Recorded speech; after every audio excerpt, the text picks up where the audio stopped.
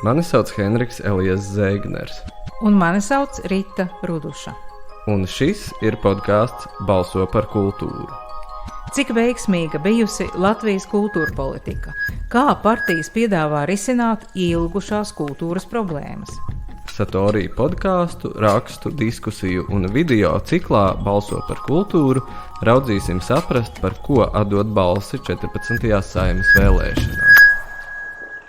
Pirmais no sērijas rakstiem veltīts infrastruktūrai, un tā autors ir arhitektūras kritiķis un publicists Svens Vīnbergs. Par to, kas rakstā lasāms un to, kas palika ārpus tā, parunāsim šajā podkāstā. Čau, Venta! Sveiki! Es domāju, mēs tad varam uzreiz jau ķerties pie lietas, un es atzīšos klausītājiem, ka mums jau tāda priekšsaruna notika vēl pirms ieraksta, un kad es lūdzu Ventam nosaukt, kas būtu tāds ietilpīgākais simbols tam, kas mūsu kultūras infrastruktūras politikā līdz šim ir bijis greizi, tu nosauci Rātslaukumu, kurš ir piedzīvojis dažādas periodus un dažādas varas, bet tas, ko šķiet nav piedzīvojis, ir domas skaidrība. Vai tu varētu mazliet vairāk pareflektēt tieši par šo vietu un kāpēc tu diezgan nešauboties tieši Rātslaukumu nosauci kā simbolu? Tas ir krustojums, ja tā tieši jautāja, jo tu jau redzēji, kā es tur pirmīt izvairījos un cik izvairīgs, manuprāt, ir tas raksts sanācis. Bet, ja jānosauc tāda viena vieta, kur visspilgtāk ir redzams, ja viss tas greizais, kas ir noticis pēdējos 30 gados kopš neatkarības atjaunošanas, tad jā, tas ir Rātslaukums. Pirmkārt, jā, ar visām tām vāji pamatotajām replikām, jo bija jau toreiz jau arhitektu priekšlikuma konkursos, darīt to daudz laikmetīgāk, varbūt vienkārši mēģināt no jauna pārinterpretēt. Un viņi ir ļoti svarīga vieta, jo visu laiku arhitekti jau no seniem laikiem uzsver to kā pašu Rīgas centru. Ja tev ir jāmēģina kaut kur viņš nodefinēt, tad tieši tur viņš arī atrodās. Brīvības pieminekli, jo no turienes vēl var paiet dziļāk iekšā pilsētā. No otras puses tu pārēj tiltam pāri, akmens tiltam. Un arī atduries uzreiz tieši tajā, kas ir vissvarīgākais, zem tā kanoniskā silueta. Un kas tur ir noticis? Tur ir vairākas 90. gadu, tā teikt, replikas. Viena turklāt arī ar kultūras ambīcijām, kurā ir faktiski tikai kaut kāds korporatīvo ballīšu vieta, respektīvi Melngāvnams, Rātsnams, kāds viņš tur izskatās, arī nevisai veiksmīgs. Tad tās tiešām tādas parafrāzes interpretācijas par tām pārējām Kamarina namu un tiem citiem namiem, kas tur ap to laukumu ir bijuši savās, tā teikt, vēsturiskajās novietnēs. Un vienīgais autentiskākais piemineklis, kurš arī ir, es teiktu, diezgan sačakarēts okupācijas muzeja, bijušais Latvijas sarkano strelnieku piemineklis, ar mūsu jauno piebūvi. Un vēl visu to, ko nekādi nevar atrisināt arī tajā laukuma otrā pusē strelnieku pieminekļa apkārtnē. Tieši tāpat kā joprojām nevar saprast, ko iesākt ar milzīgo telpas ziņā Rīgas mākslas telpu, kas ir zem šī laukuma. Jā, lūk, un tur ir tiešām sadurās visas, un katru no viņām var sākot ar Rātsnamu, pēc tam ņemt vienkārši pa perimetru visu apkārt, un katrā no šīm ēkām, kas tur ir, viņās parādās visas tās pašas problēmas, kas parādās visās citās kultūras būvēs, un grūtībās pie viņām tikt vai veidā, kā pie viņām tiek un tā tālāk. Bet tu varētu nosaukt vārdā šīs problēmas? Formulēsim.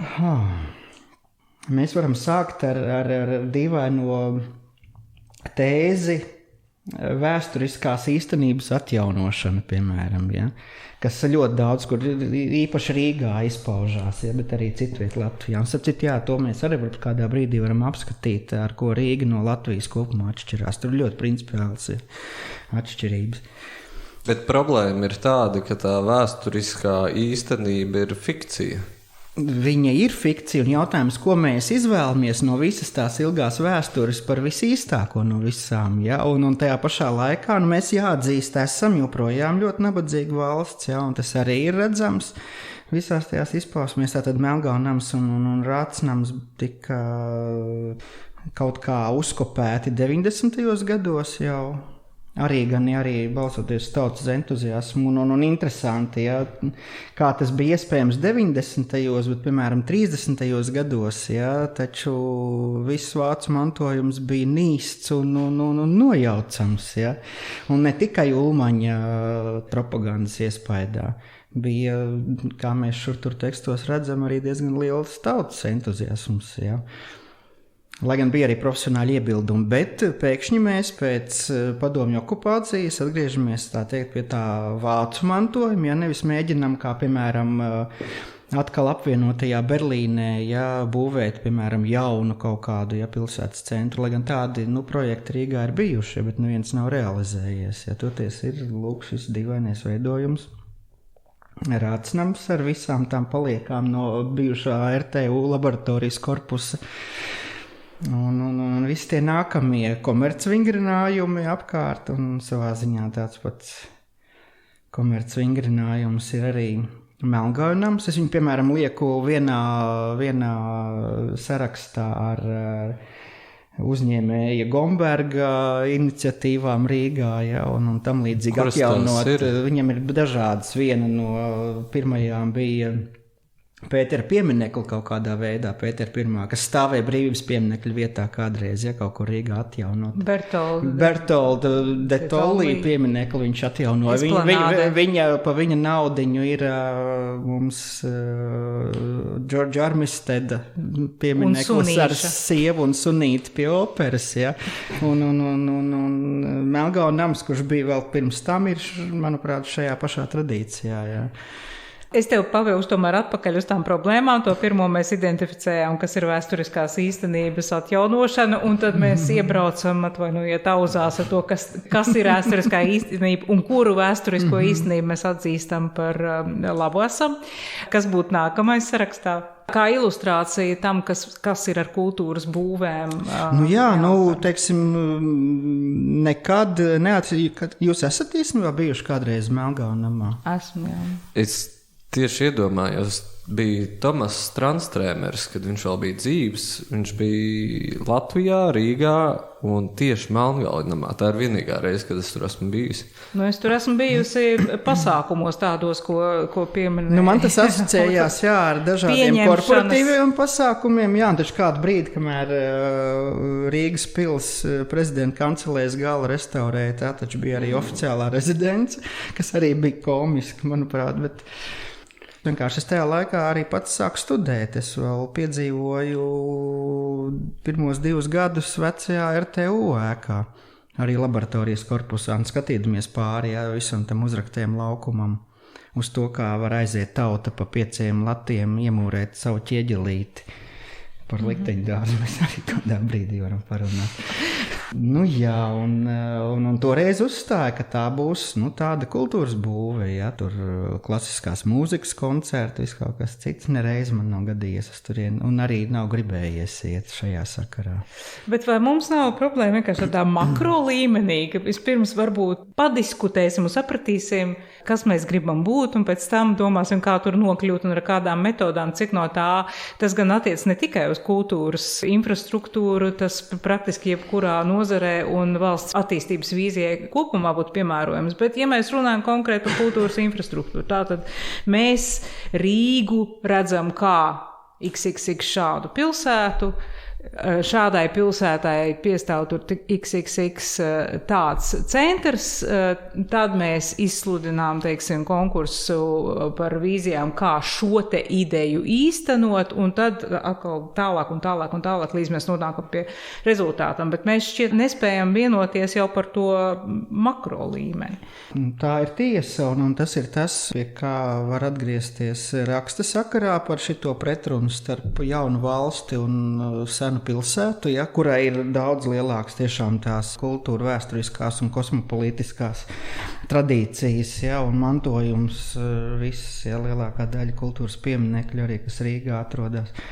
Un tā ir pastāvīgi pretruna un interesanti, kā, teiksim, tie, kas nāk Rīgā pie varas, un tādi ir bijuši dažādi spēki, ja, dažbrīd visi tur pārmet, ka Rīga ir atbrīvojusies no saskaņas un uzšakojumu, mēs tuvojamies, ja tā teikt, partiju iespaidam priekšvēlēšanu sakarā, bet tā ir bijusi viss, un šobrīd pat arī mēs to varam novērot, ja, ka ir tāda rīvēšanās, ko katrs nākamais, tā teikt, Rīgas saimnieks, kurš un tāds jūtās, ja, viņš drīzāk paņem to pilsētas tradīciju, nevis to, ko kāds no valsts puses gribētu viņai uzspiest. Ja. Es šajā kontekstā gribēju pajautāt, mēs spriedām redakcijā. Teiksim, tagad ar jauno sasaukumu mums ir Evelīna Ozola, kas ir galvenā dizainera pilsētas un arī arhitekta pie reizes šobrīd sakausētā pozīcijā, cik es saprotu. Bet nacionālā līmenī mums nav tāda arhitektūras galvenā amata, vai ne?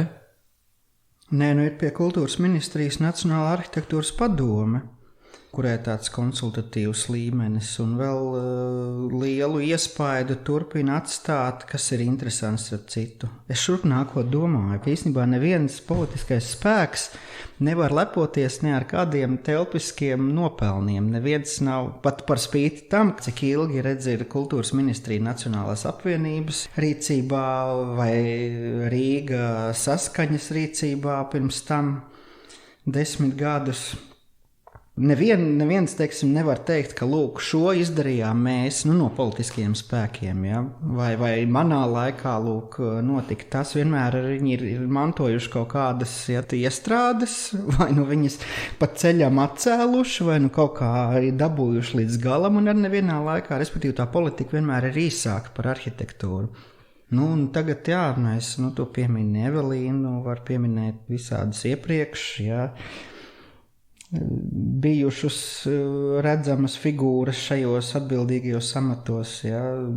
Jānis Dripe, kurš vienmēr ir bijis, ja, starp citu, tas ir interesanti. Ir faktiski 3 arhitektu paudzes jau nomainījušās, ja tā padomā, kuras nomainās ātrāk nekā bioloģiskās. Ja? Teiksim, 10 gadu laikā ir pirmie arhitekti, kas beidza 80. beigās, 90. sākumā, uzsāka savus jaunos birojus, pēc tam bija tas vilnis, kurā es ar mazliet piedalījos, jā, ar tagad jau pusmūža arhitektiem, ja, visi ievērojami vārdi.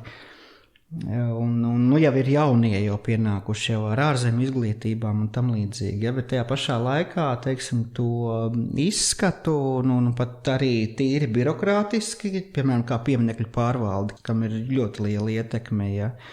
Tur joprojām ir tie paši vecie veči. Mums, man liekas, ir visilgākais ierēdnis Latvijas vēsturē, 35 gadus, Juris Dambis, pieminekļu pārvaldes vadītājs, pirms tam pieminekļu inspekcijas un vēl kopš 88. gada, kā viņi tur padomu gadu beigās saucās, nav zināms, bet iedomājieties, ja cik ilgi un tikpat ilgi Dripe ap to pašu, tikpat ilgi ir RTU profesūra, ja, nenomaināmā, un viņi turpina arī šajās visās konsultatīvajās, ja,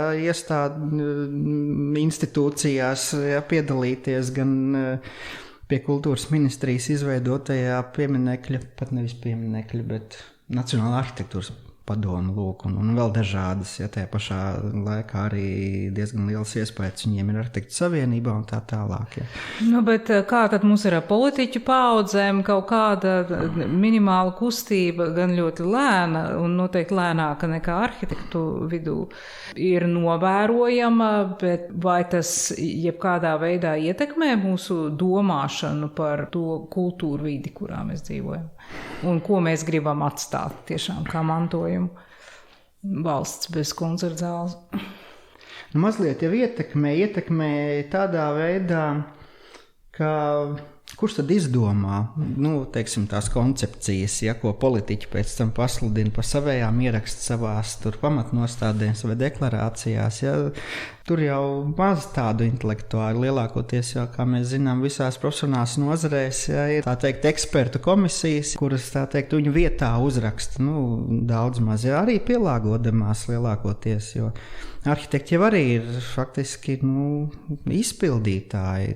Bet citos kultūras laukos ir reālas vēstuļu rakstīšanas, ir skandālu skandināšanas, kas tomēr mēdz it īpaši kaut kādos ugunsgrēka brīžos apdzēst vēl laikus lietas.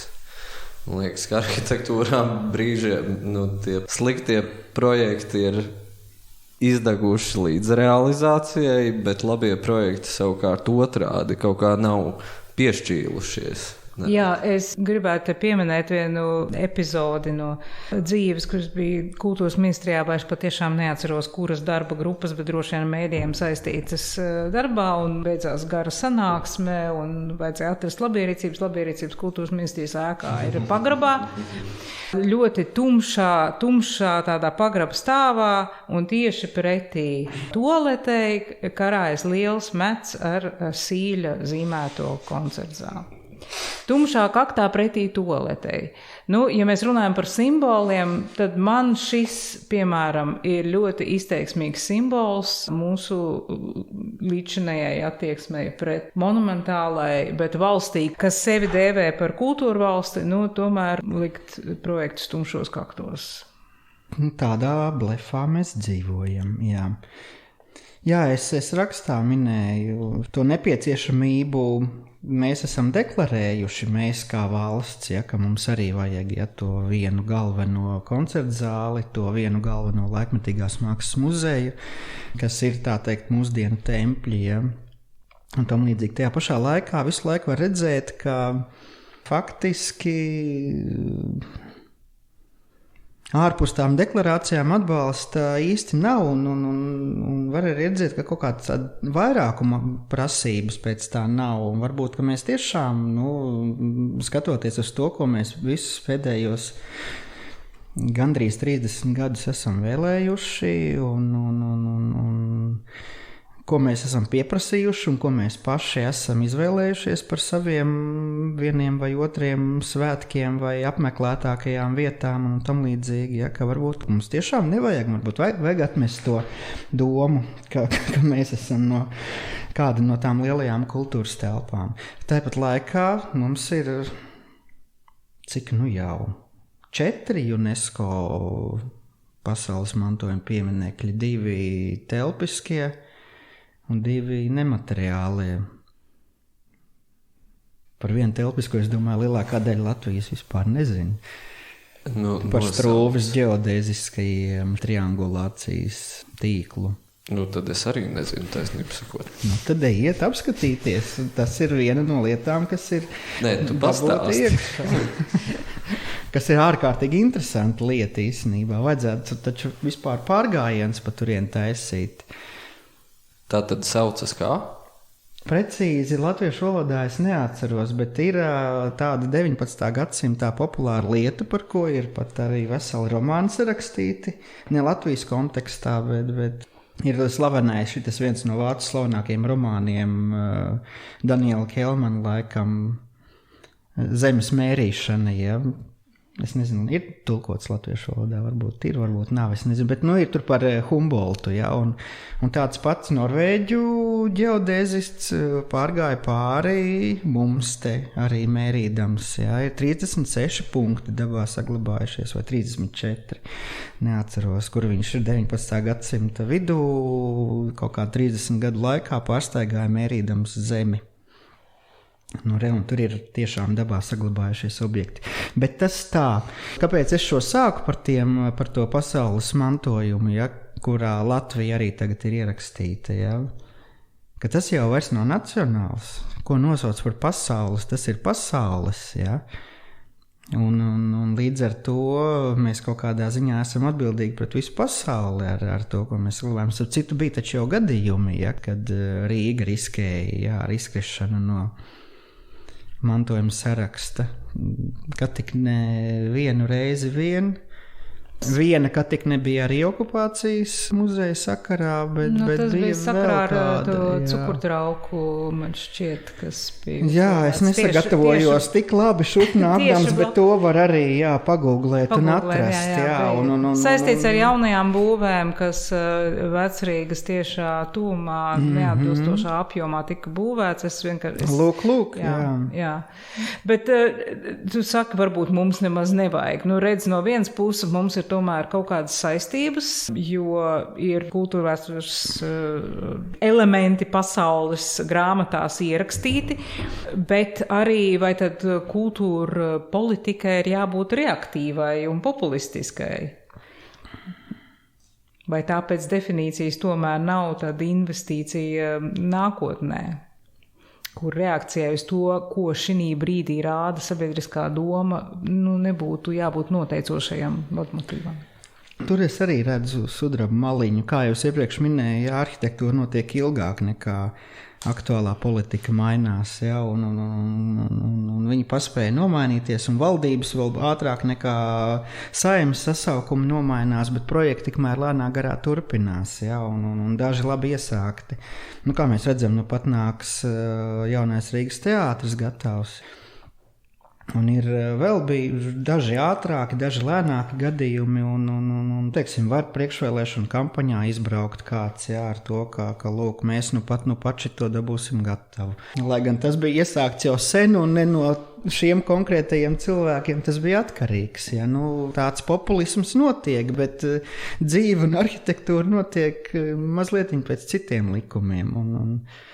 Un tāpēc es pat, nezinu, mēs tagad priekšvēlēšanu kontekstā runājam, bet, piemēram, es nedramatizētu, ka, ja mēs kādu tagad neievēlēsim, ja uzvarēs kāds cits, tad gan būs viss slikti, Nē, tas jau arī nav mūsu uzdevums. Mēs vienkārši, tas, kāpēc mēs runājam, rakstām tieši vēlēšanu kontekstā, tomēr ir jābūt politiskai gribai investēt, Pat, ja tas neīstenosies tava politiskā mūža laikā, kas, protams, politiķiem ir kaut kas tāds, ko grūti pieņemt. Nesautība nav raksturīga. Jā, nesautība nav raksturīga, bet tomēr, un mums ir tie nepadarītie mājas darbi, tie, kas karājas toaletē pretī tumšāk aktā, un kam tad būtu jānotiek, un ko varbūt mēs arhitekti, mēs sabiedrība, mēs kultūras izdevumi varam darīt, lai to pietuvinātu.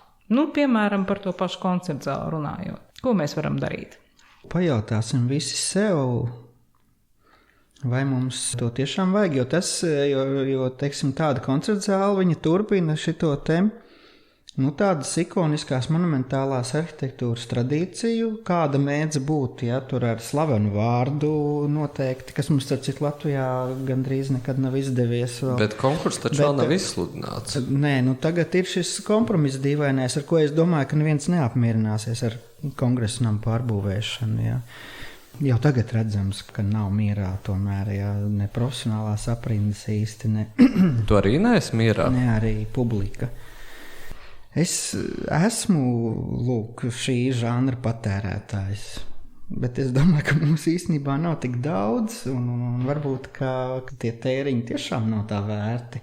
Ir vietas, kur to darīt, ir 4 reģionālās koncerta zāles, ir tomēr tā ģilde joprojām, kurai arī, starp citu, ir diezgan sens projekts, Nelaiķa Ģelža, kurš pirmo reizi viņu pārbūvēja 60. gados un pēc tam vēl pirms nāves piedāvāja, kā to lielās ģildes ēku mazliet racionalizēt. Un ja padomā, operas nams mums arī ir, kurš, manuprāt, tagad pēc Žagara nāves mazliet nīkuļo, un kaut kā vairs neataisno to savu iepriekš uzbūvēto starptautisko slavu. Un tad par to jauno zāli domājot, tas vienmēr ir dārgi, tas vienmēr ir superdārgi, akustika vispār ir pilnīga alķīmija, to atzīst visi, kas ar viņām ir nodarbojušies pasaulē. Te var teikt kaut kādu vietēju eksperti, kā dabūt gatavu ideālu akustisko zāli, bet īstenībā, man liekas, pasaulē neviens to vēl nesaprot. Tur nostrādā vairāki faktori, kāpēc viena izdodas un cita neizdodas. Atgriežoties pie tā, ar ko es sāku mēģināt atbildēt uz šito te, ka tas ikoniskās arhitektūras laiks sāk beigties. Vispārējās demokratizēšanās apstākļos un tam līdzīgi, kur vajadzētu domāt vairāk par kaut kādām kopējām, jo tā ir elitāra lieta, ja tā koncerta zāle. Tāpat kā laikmetīgās mākslas muzejs. Un varbūt pirmām kārtām būtu jāpadomā par kaut kādu kopējās infrastruktūras, kopīgas ērtas, drošas pilsētu vides, labiekārtošana visiem pieejamas, kurā būtu visiem vienlīdz liela iespēja piedalīties, būt redzamiem, izteikties, un tam līdzīgi, kas šobrīd Rīgā pilnīgi noteikti nenotiek, manuprāt. Un tad padomāt par tiem tempļiem.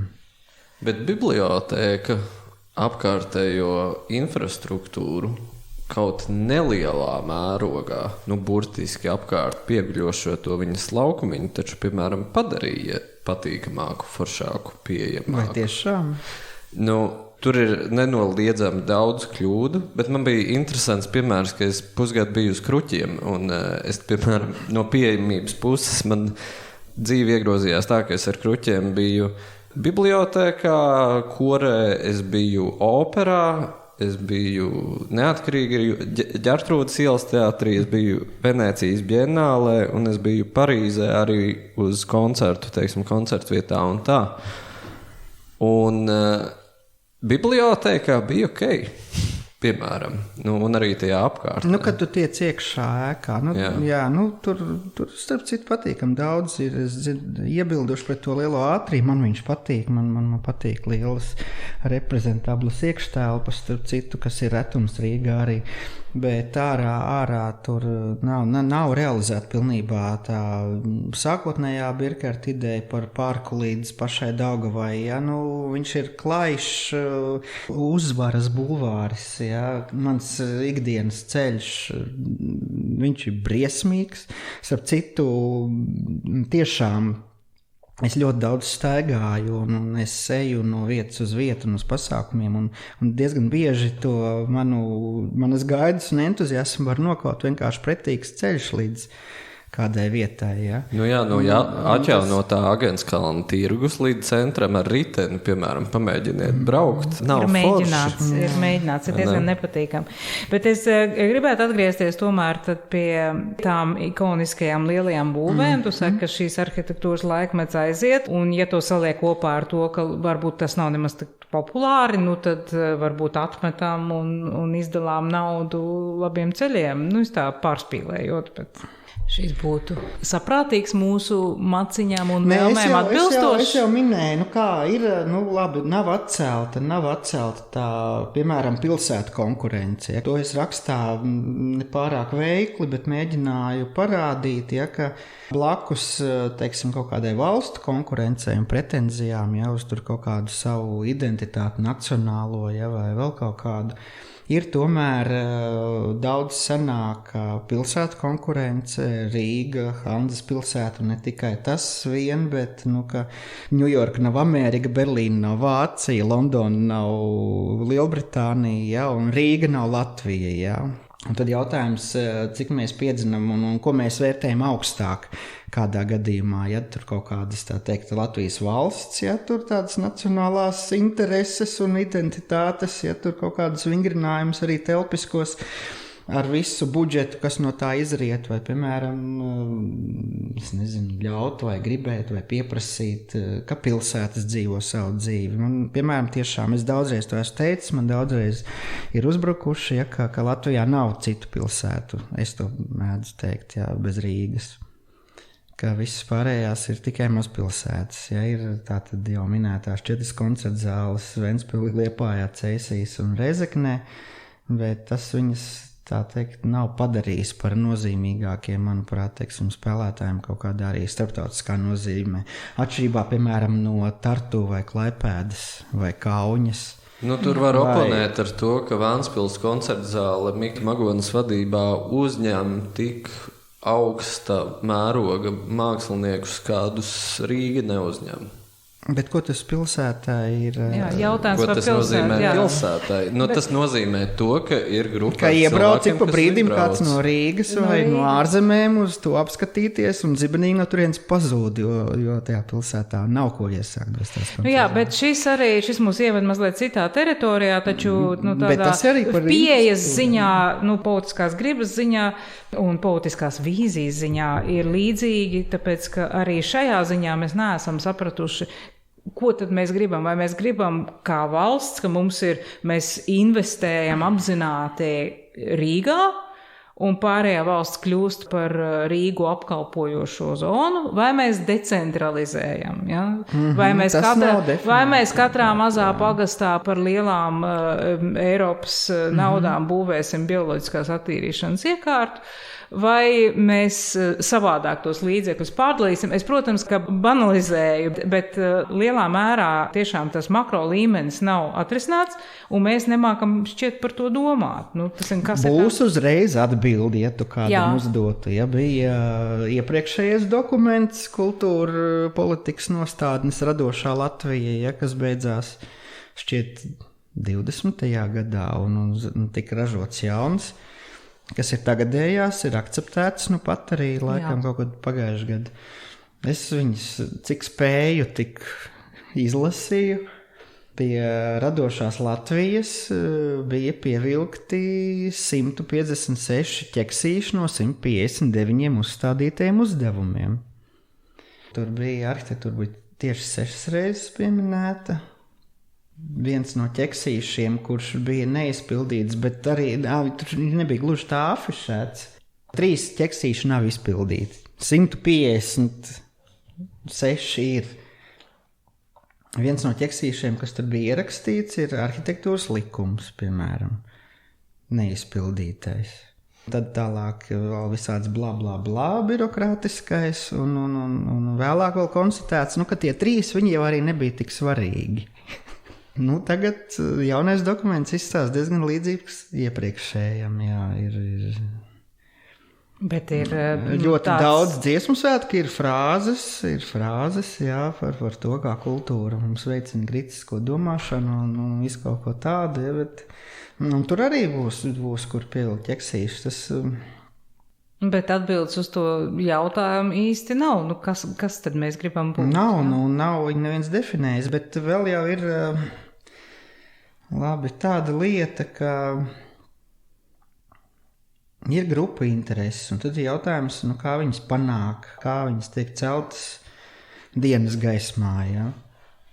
Šurpa ceļam nāca viens vīrietis, tieši ap uzvaras pieminekli, tur bija aizgājuši kaut kādi patriotiskie aktīvisti. Paskatīties, tā teikt, nopriecāties. Es dzirdēju kaut kādus izsaucienus, ka beidzot brīvā Latvija sāk izstīties pēc tā, ko viņi gribētu, un es bācu, brīvā Latvija, tas nozīmē tas, ko jūs gribat. Bet ir vēl visādi daudz citi, kas grib kaut ko citu, un tad ir jautājums, kā viņi dabū gatavu, ja? Kā viņi dabū gatavs tās intereses, vai valsts, vai kādas ministrijas mērogā, vai kaut kāda lobby veidā, vai pietiekami skaļa interešu grupa, ja kāda izsakās, ja? Tas jau mums arī īsti vēl nedarbojās. Vai kaut kādās aizkulisēs, es nezinu, teiksim, attiecībā uz būvniecības biznesu, ja tur, vai, vismaz tas, ko es apmēram zinu. Bet vai par koncertu zāli nebūtu vieglāk vienoties nekā par pieminekli? Tur, es nezinu, nav neviens vēl ieraudzījis iespējams kaut kādas savas privātās intereses tajā. Tāpēc neizdodas pagaidām. Vienkārši tik bēdīgi šie jautājumi, tik bēdīgi.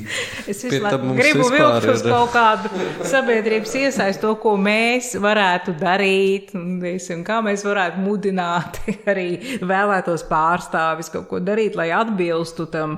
Pat ja mēs neesam spējuši formulēt to sevis kā kultūrvalsts vīziju, vismaz mēģināt pietuvoties tā vārda jēgai. Kaut ko taču mums vajadzētu varēt tomēr. Vispār mums ir arī nemanot pienācis laiks sasiet sarunu. Varbūt fināla replikā vēl es kā papildu jautājumu varu iemest to, kādi Vent būtu tavi ieteikumi vēlētājiem šajās vēlēšanās, ko paturēt prātā. Kad iet balsot? Jā.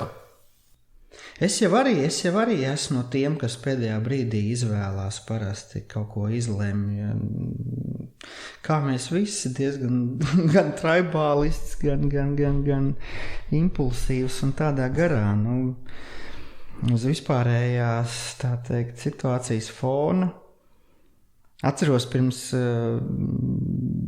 kaut kādām dažām nedēļām lasīju Jūra Pūces Facebook ierakstu, kur viņš tagadējās enerģijas krīzes sakarā, starp citu, tas arī viss attiecās uz arhitektūru tiešā veidā. Un tur tiešākā veidā viņš arī pieminēja, cik ļoti jāveicina ir siltināšanas projekti un kā Latvija iepaliek šajā sakarā.